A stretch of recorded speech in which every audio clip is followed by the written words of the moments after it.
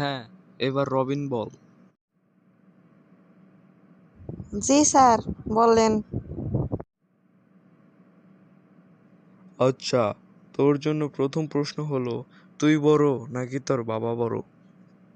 Sir, আমি বড়। কেন? স্যার, কারণ আমি এখন আর আমার মার কাছে ঘুমাই না। আমার বাবা এখন আমার মার কাছে ঘুমায়। আচ্ছা, বলতো ঘুম পেলে আমরা বিছানায় যাই কেন?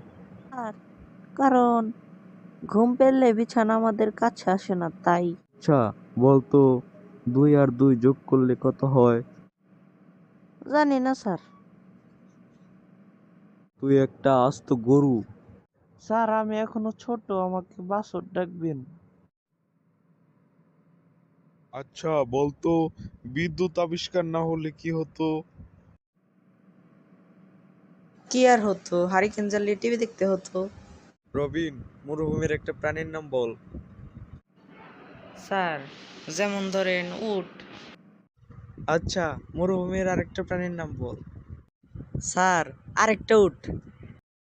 আচ্ছা রবিন, বলতো তাজমহল কোথায় অবস্থিত? জানি না স্যার। তাহলে ব্রেঞ্চের ওপর দাঁড়া।